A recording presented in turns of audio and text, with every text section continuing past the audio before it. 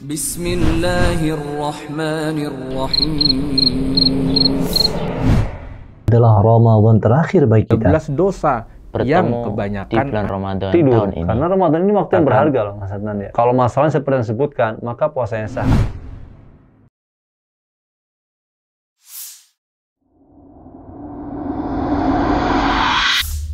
Assalamualaikum warahmatullahi wabarakatuh. Alhamdulillah, assalatu wassalam ala rasulillah wa ala alihi wa sahbihi ajmain amma ba'du. Halo Sobat Bintang, dimanapun kamu berada, apa kabar? Dan bagaimana puasa Ramadannya? Semoga tetap semangat dan lancar puasanya ya. Di suasana bulan Ramadan yang penuh dengan kesyahduan ini, bersama saya Kak Bintang di serial Kultum Ramadan.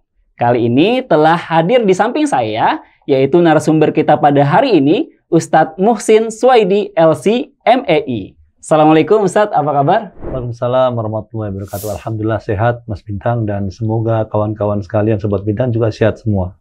Alhamdulillah, nampaknya semangat sekali Ustadz ya. Alhamdulillah, masih di rangkaian seri video Kultum Ramadan Bintang Pelajar. Di video kali ini berbeda dengan video yang lainnya. Seri video kali ini adalah tanya jawab pertanyaan. Pertanyaan seputar Ramadan dari Sobat Bintang semua yang sudah diambil dari sosial media Bintang Pelajar. Kita akan tanyakan 5 pertanyaan terpilih yang telah masuk ke redaksi kita. Seperti apa 5 pertanyaannya dan seperti apa jawaban Ustadz? Yuk kita simak.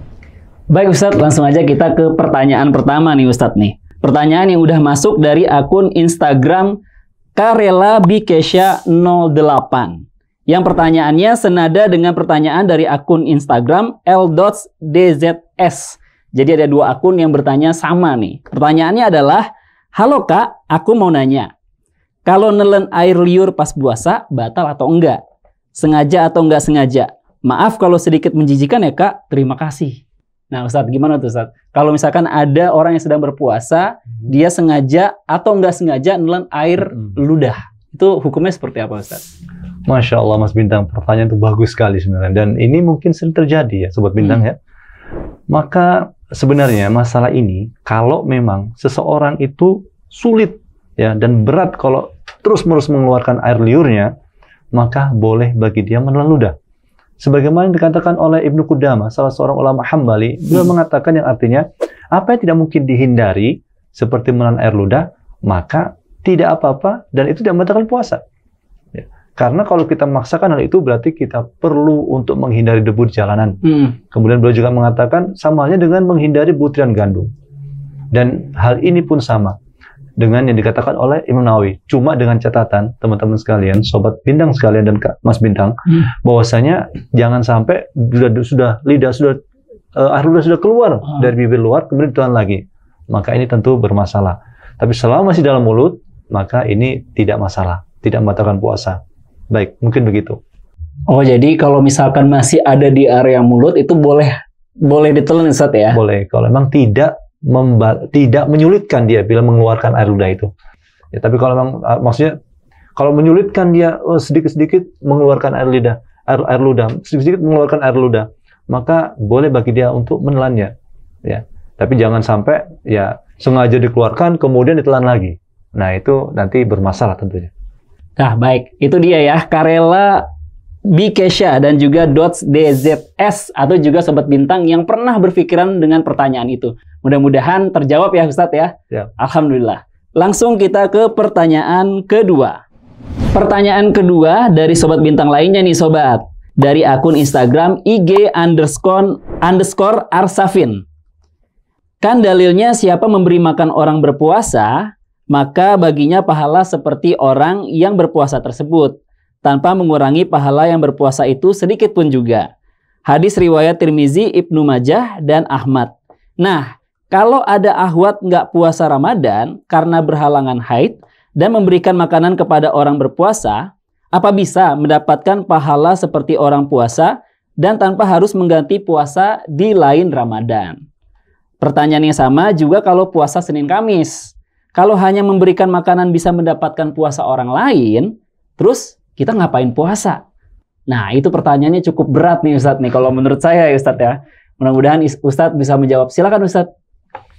Baik, betul sekali apa yang Mas Bintang sampaikan, bahwasanya memang secara logika ya, Sobat Bintang sekalian, seperti itu. Kalau kita memberi makan, kemudian pahalanya seperti pahala orang berpuasa, ya ngapain kita puasa, kan gitu. Nah, di pertanyaan tadi ada sedikit yang mungkin perlu kita garis bawahi. Beliau menukil tentang wanita haid. Sebenarnya ada dalil khusus masalah ini. Wanita haid itu memang dia diarahkan oleh Rasul untuk berpuasa atau mengqadha. Aisyah mengatakan, kami dulu diperintahkan ketika haid ya, kami diperintahkan untuk mengqadha puasa dan tidak diperintahkan untuk mengqadha sholat. Ya, artinya berarti ada dalil khusus nih untuk para wanita haid ya, teman-teman atau Sobat Bintang yang akhwat yang haid, maka tidak bisa memakai dalil yang memberi makan ini. Karena apa? Karena ada dalil khusus ya. Nah, ini poin penting pertama yang ingin kami sampaikan. Yang berikutnya, dalam Islam itu ada dalil yang sifatnya umum, ada yang khusus. Yang khusus biasanya mengambil sebagian lingkaran yang umum. Nah, sekarang kita lihat. Allah mengatakan, ya ayyuhalladzina amanu kutiba alaikumus syiyam kama kutiba alal ladzina min qablikum la'allakum tattaqun. Wahai orang beriman, diwajibkan atas kalian berpuasa sebagaimana diwajibkan atas orang-orang sebelum kalian, supaya apa? Supaya kalian bertakwa. Nah, di sini Sobat Bintang dan Mas Bintang, kita perlu tahu, ini dalil umum. Berarti semua kaum muslimin kena kewajiban ini. Tapi ada yang khusus misalnya ya. Ada dalil khusus yang mengeluarkan sebagian persen dari lingkaran besar kaum muslimin. Misalnya kita ingat sabda Nabi SAW, rufi al-qalamu an thalathatin. Pena itu diangkat atau kewajiban itu gugur dari 3 orang. Di situ Nabi menyebutkan anil majnuni hatta yaqil. Kewajiban gugur dari orang gila sampai dia berakal. Kemudian juga Nabi menyebutkan anis sobi hatta yahtalim. Kewajiban gugur dari orang yang tidur, dari anak kecil sampai dia balik. Ya. Kemudian Nabi juga menyebutkan anin naimi hatta yastayqid. Dari orang yang tidur sampai dia bangun. Jadi berarti orang gila nggak wajib puasa, nggak wajib puasa. Ya. Kemudian anak kecil nggak wajib puasa yang belum balik. Ya, kemudian orang kalau tidur ya seharian penuh, ya berarti dia nggak puasa, gitu, karena dia tidak terkena kewajiban syariat, begitu. Nah, kemudian ada lagi pengkhususan di ayat yang berikutnya, ya, wa 'alal ladzina yutiqunahu fidyatun ta'am miskin. Dan orang-orang tua yang berat untuk melaksanakan puasa, maka dia disuruh untuk mengganti dengan memberikan fidyah. Ya, berarti apa? Berarti orang tersebut bisa menggantikan puasanya dengan fidyah. Orang tua yang sudah lanjut usia dan tidak mampu lagi untuk berpuasa, atau orang yang sakit dan tidak ada harapan untuk sembuh dan dia berat untuk berpuasa, maka dia boleh untuk mengganti puasanya dengan fidyah. Nah, kemudian setelah ada dikhususkan sebagian, maka lingkaran masih ada lingkaran besar. Jadi kewajiban puasa bagi mayoritas kaum muslimin, ya, maka yang itu tetap karena tidak ada dalil yang mengkhususkan.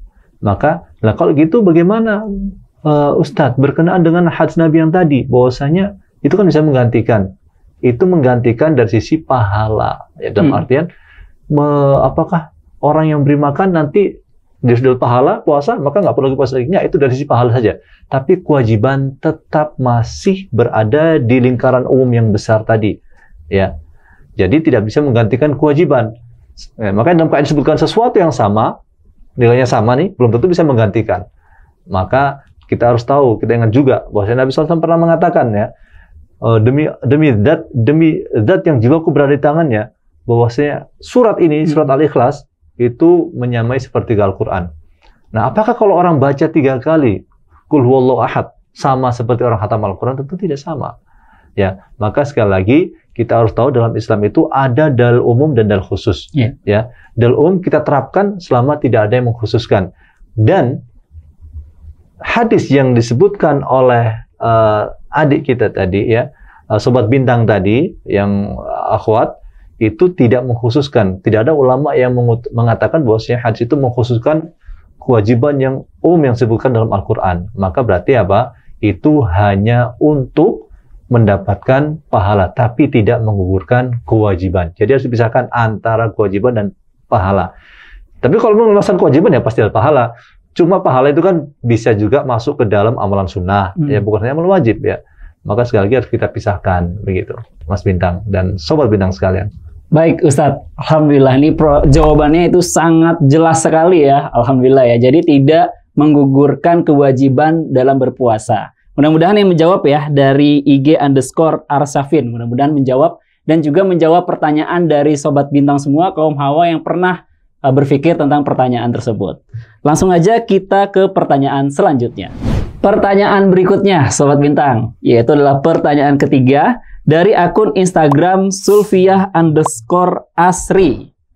Ustadz, ada nggak amalan pengganti yang setara dengan pahala itikaf bagi orang sakit atau orang yang harus bekerja di 10 hari terakhir? Makasih BP, makasih juga Mbak Sulfiah, Mbak atau Kak nih ya. Silakan Ustadz dijawab. Ya, Mas Bintang, pertanyaan juga cukup berat sebenarnya. Namun tetap kita berusaha untuk mencari jawabannya. Kita melihat ke narasumber, melihat ke perkataan para ulama, melihat ke tulisan-tulisan mereka. Dan kami simpulkan bahwasanya memang untuk saat ini kami belum mendapati yang persis ada nas yang menyebutkan bahwasanya perbuatan atau amalan ini bisa menggantikan iktikaf di bulan Ramadan, 10 hari bulan Ramadan. Kan belum mendapati itu. Tapi kalau secara umum, ya Mas Bintang dan Sobat Bintang, kita tahu bahwasanya Nabi SAW pernah bersabda yang artinya, barang siapa berniat melakukan kebaikan, namun dia tidak jadi melakukannya, Allah tetap menuliskannya sebagai suatu kebaikan sempurna di sisinya. Maksudnya kalau memang seseorang itu ingin beriktikaf, ya di 10 hari bulan Ramadan terakhir ya, 10 hari terakhir bulan Ramadan, namun dia terhalang dengan halangan yang syar'i, udzur yang syar'i, maka semoga saja dia tetap bisa mendapatkan pahala iktikaf itu. Di sisi lain, kami mendapati hadis yang Nabi SAW pernah mengatakan yang artinya, aku berjalan bersama muslim, kemudian aku penuhi hajatnya, itu lebih aku cintai daripada beriktikaf di masjid ini, yakni Masjid Nabawi selama sebulan penuh. Jadi seakan-akan memang menolong orang lain, membantu kebutuhan orang lain, itu tidak kalah fadilahnya dibanding iktikaf di Masjid Nabawi selama sebulan. Nah, tapi memang tidak ada penyebutan iktikaf di bulan Ramadan 10 hari terakhir.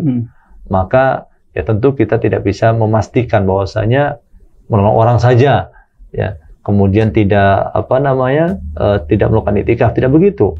Tapi kita yang pertama kita lakukan adalah kita berniat, kita berazam sebenarnya, tekad kuat untuk iktikaf 10 hari bulan Ramadan yang terakhir ya.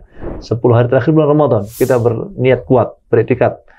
Kemudian kalau ternyata terhalang, maka cobalah kita membantu banyak orang dalam kebutuhan-kebutuhan mereka. Ya bukan berarti kita batasi bahwa membantu saat 10 hari terakhir bulan Ramadan saja, tidak, tapi tujuannya dengan harapan bahwa dengan begitu kita bisa mendapatkan fadilah dan keutamaan dari Allah Subhanahu wa taala meskipun kita tidak bisa melaksanakan iktikaf di 10 hari terakhir bulan Ramadan, dan Allah Maha Kaya, Allah karunia-Nya besar untuk kita. Wallahu dzul fadlil adzim. Mungkin begitu kali, Mas Bintang. Alhamdulillah. Terima kasih Ustadz atas jawabannya. Mudah-mudahan terjawab nih ya, Kak Sulfiah Asri ya, dan juga teman-teman yang mungkin pernah punya pertanyaan seperti itu. Langsung aja kita ke pertanyaan selanjutnya, yaitu adalah pertanyaan keempat. Pertanyaan keempat, ini agak panjang nih Ustadz nih pertanyaannya nih. Saya tarik napas dulu ya Ustadz ya. Pertanyaan keempat ini datang dari akun Instagram Khairul Anwar 1203. Pertanyaannya adalah, di Masjidil Haram Qiyam Ramadan dilaksanakan 2 kali, yaitu habis Isya dan ketika tengah malam. Itu apakah menjadi dalil bolehnya seseorang sholat tarawih habis Isya kemudian dengan witir, dan ketika tengah malam mau sholat Qiyam lagi tanpa dengan witir? Mohon penjelasannya. Maksud Qiyam Ramadan di Masjidil Haram yang dilaksanakan dua sesi, dan apakah boleh kita melaksanakan Qiyam Ramadan padahal sudah dilaksanakan witir? Padahal witir ada infonya sebagai penutup sholat. Nah, seperti apa tuh Ustadz tuh jawabannya? Silakan Ustadz. Baik, Mas Bintang dan Sobat Bintang sekalian, pertanyaan ini kita lihat fokusnya di mana sebenarnya. Jadi kita berbicara berkenaan dengan apa yang dipraktekkan di Masjidil Haram. Namun di sini juga penanya atau sobat bintang ingin mengetahui tentang witir itu sendiri. Jadi kalau memang seseorang itu ikut sholat tarawih habis isya bersama imam, ya, dan dia akan melaksanakan sholat lagi tengah malam misalnya, berarti dia punya 2 gelombang istilahnya begitu, ya.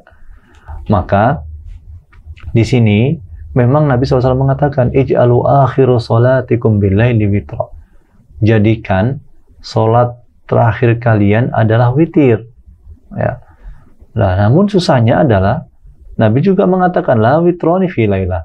Tidak ada 2 witir dalam 1 malam. Nah, terus bagaimana itu kalau 2 gelombang? Gelombang pertama ada witirnya, gelombang kedua ada witirnya juga.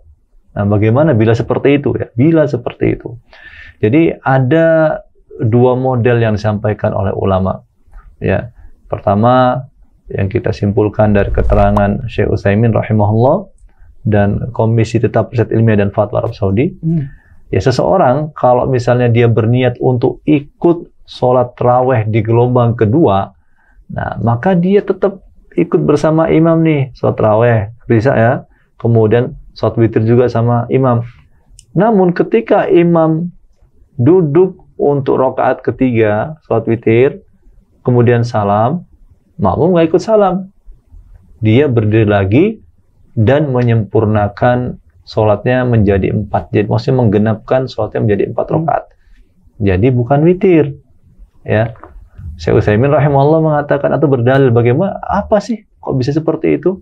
Ya karena dulu pernah di zaman Nabi SAW, Nabi di Mekah itu mengqashar sholat 2 rakaat ya jadinya, dan beliau memerintahkan penduduk Mekah untuk menyempurnakan jadi 4. Jadi boleh berbeda dengan imam. Ini skema pertama. Skema yang kedua, tetap ikut bersama imam ya setelah isya, sholat tarawih dan sholat witir, salam bersama imam juga witirnya ya. Tapi nanti di gelombang kedua dia tidak mengulangi lagi ya witirnya. Sudah cukup yang pertama tadi. Ini yang difatwakan oleh Syekh Jibrin rahimahullah taala. Jadi nanti tergantung ya bagaimana niat dan kekuatan dari orang-orang yang ingin melaksanakan sholat di gelombang pertama dan gelombang kedua. Ya, kalau mau bisa mengumpulkan dua-duanya, misalnya ya, dua-duanya ada witirnya misalnya, ya, dan dia semangat di 10 hari terakhir bulan Ramadan ya misalnya, maka bisa memakai fatwa yang tadi disampaikan oleh Lajnah Daimah atau Komisi Tetap Riset Ilmiah dan Fatwa Arab Saudi atau Syekh Utsaimin rahimahullah, ya, yaitu jadi ketika di gelombang pertama dia sholat witir bersama imam, dia menggenapkannya menjadi 4. Kemudian nanti di akhir di gelombang kedua itu baru dia witir seperti biasanya. Jadi mungkin begitu kali Mas Bintang. Semoga bisa dipahami ya sobat bintang sekalian ya. Gitu. Alhamdulillah Ustaz. Mudah-mudahan kita semua bisa menangkap ya jawaban dari Ustadz Muhsin. Alhamdulillah, mudah-mudahan juga terjawab dari Kak Hairul Anwar, puas dengan jawabannya. Kita langsung ke pertanyaan terakhir. Baik Sobat Bintang, sekarang kita berada di pertanyaan terakhir, yaitu adalah pertanyaan kelima. Pertanyaan yang terpilih dari pertanyaan-pertanyaan yang masuk ke akun Instagram Bintang Pelajar. Ini datang dari akun Instagram Fiskarani. Ini pertanyaannya singkat Ustadz, tapi kayaknya menjadi masalah bagi semua orang nih. Halo Kak, aku mau tanya, kalau marah-marah batal atau tidak? Silakan Ustadz. Ya, betul sekali Mas Bintang ya. Kadang kita banyak diuji di bulan Ramadan ini ya, Sobat Bintang juga mungkin pernah mengalami ada sesuatu yang menarik atau buat kita marah. Tapi sebenarnya marah itu kan naluriah ya, sifat alami manusia. Marah itu bisa terpuji, bisa tidak. Marah karena Allah, marah karena agama Allah, terpuji. Ya. Tapi kalau marah yang sifatnya itu hanya mengikuti hawa nafsu, bisa menjadi masalah. Dan Nabi SAW mengatakan la taghdab. Ya. Berpesan lagi kepada orang yang sama la taghdab. Dan yang ketiga mengatakan la taghdab. Jangan marah, jangan marah, jangan marah. Ya. Nah, kembali ke pembahasan kita berkenaan dengan masalah marah saat berpuasa. Apabila maksud dari penanya atau Sobat Bintang adalah berkenaan dengan marah yang biasa, bukan karena masalah agama, ya, maka tentu idealnya seorang muslim itu mengikuti Nabi SAW, ya. Fa in jahula 'alaika aw sabaka ahadun faltaqul inni shaim, inni shaim. Apabila ada seorang yang mencelamu, ya, atau berbuat sesuatu yang bodoh, ya, terhadapmu, ya, maka katakan saya berpuasa, ya. Dan perkataan saya berpuasa ini bisa dikatakan maksudnya adalah maksud Rasul kepada orang yang membuat marah atau kepada diri sendiri, ini shaim, ini shaim. Maksudnya apa? Meyakinkan kepada dirinya bahwasanya sedang berpuasa, maka harus apa? Menahan itu. Ya. Maka kalau ditanyakan apakah itu membatalkan puasa, kalau misalnya seseorang tidak bisa menahan emosinya dan dia marah, maka di sini dikatakan bahwasanya tidak membatalkan puasa, ya. Tapi kalau sampai menghardik, ya, mencela orang yang berada di hadapan dia atau yang membuat dia marah, maka bisa mengurangi pahala puasa. Makanya Komisi Tafsir Ilmiah dan Fatwa Arab Saudi pernah mengatakan bahwasanya ketika mereka ditanya tentang apakah saat marah ke seseorang itu menghardik dan mencela itu membatalkan puasa, tidak, mereka mengatakan ini tidak membatalkan puasa, tetapi mengurangi pahala. Seorang muslim harus mengontrol diri dan lisannya, kata mereka, ya, menahan lisan dari hinaan, celaan, ghibah dan adu domba dan hal lain yang diharamkan oleh Allah Subhanahu wa taala, baik saat bulan Ramadan ataupun di luar bulan Ramadan. Oleh karena itu, sobat bintang sekalian, ya, Mas Bintang juga, ini adalah nilai plus dari puasa. Puasa mendidik kita untuk menjadi pribadi yang bisa menahan emosi kita dan bisa mengontrol kita dan bisa menahan lisan kita dari hal-hal yang buruk. Semoga ini bisa berfaedah buat Mas Bintang dan sobat bintang sekalian. Semoga Allah Subhanahu wa taala menjadikan puasa kita puasa yang sempurna dan diterima oleh Allah Subhanahu wa taala. Amin. Nah, sobat bintang, itulah jawaban 5 pertanyaan terpilih yang telah dijawab oleh narasumber kita, Ustadz Muhsin Suwaidi. Di video sesi Sobat Bintang bertanya, Ustadz menjawab. Jazakallah Ustadz sudah hadir di kesempatan kali ini menjawab unek-unek dari Sobat Bintang. Barakallahu fikum. Baik, Sobat Bintang, juga terima kasih banyak yang sudah mengirimkan pertanyaan-pertanyaan ke akun Instagram Bintang Pelajar. Nah, sebelum kita tutup nih Ustadz, ada nggak kira-kira pesan-pesan untuk Sobat Bintang yang ada di rumah selama bulan Ramadan? Baik, Mas Bintang dan Sobat Bintang yang kami hormati dan kami muliakan, semoga Sobat Bintang sekalian dan Mas Bintang selalu dijaga oleh Allah Subhanahu wa taala. Amin. Jadi pesan kami, ya, kepada teman-teman sekalian, Sobat Bintang sekalian, yaitu kita perlu terus untuk menambah khazanah keilmuan kita, literasi kita, ya, terutama masalah agama. Dan kami cukup gembira, ya Ustadz cukup gembira ketika membaca pertanyaan-pertanyaan tersebut yang menunjukkan adanya semangat yang tinggi untuk menuntut ilmu. Dan kita ingat Nabi SAW mengatakan thalabul ilmi faridatun ala kulli muslimin. Menuntut ilmu itu hukumnya adalah wajib bagi setiap muslim, ya. Jadi ilmu agama di sini maksudnya. Yeah. Jadi kalau kita memang ingin mendapatkan ilmu dunia, nggak ada masalah. Tapi jangan lupakan ilmu agama yang itu gunanya bukan hanya di dunia saja, tapi setelah kita berpindah alam, ya. Jadi kalau dihitung-hitung di dunia hidup berapa lama? Misalnya katakan dia hidup 100 tahun, ya. Kemudian di akhirat berapa lama? Kita ingat di kuburan bisa bertahun-tahun. Kemudian di akhirat kehidupannya adalah kehidupan yang abadi. Maka kalau orang berpikir secara logis, dia tidak mungkin meninggalkan yang panjang, ya, meninggalkan amalan yang gunanya itu panjang, ya, meninggalkannya demi sesuatu yang terbatas dan pendek. Makanya Nabi SAW mengatakan, al-kayyisu man dana nafsahu wa amila lima ba'dal maut, wal ajizu man adba'a nafsahu hawaha wa tamanna 'ala Allah. Jadi orang yang pintar, kata Nabi SAW, adalah orang yang menghisab dan mengevaluasi dirinya, kemudian dia melakukan amalan yang itu berguna untuk setelah dia meninggal dunia. Sedangkan orang yang lemah adalah orang yang selalu mengikuti hawa nafsunya dan dia berharap diampuni oleh Allah Subhanahu wa taala. Artinya maaf ya, dia tidak menghitung dirinya dan dia tidak tahu diri. Oleh karena itu, sobat bintang sekalian, teruslah kita menuntut ilmu agama, teruslah kita belajar, teruslah kita mengamalkan, teruslah kita mendakwakan, dan kita bersabar dalam 3 proses itu. Mungkin ini pesan yang bisa kami sampaikan dan semoga bermanfaat untuk Mas Bintang dan sobat bintang sekalian tentunya. Demikianlah Sobat Bintang, video seri Kurma Bintang Pelajar. di sesi tanya jawab seputar Ramadan. Semoga bisa memberikan ilmu kepada kita semua ya. Tetap semangat puasanya ya sobat. Dan mari kita tutup dengan doa kafaratul majlis. Subhanakallahumma wa bihamdika asyhadu alla ilaha illa anta astaghfiruka wa atubu ilaik. Wassalamualaikum warahmatullahi wabarakatuh.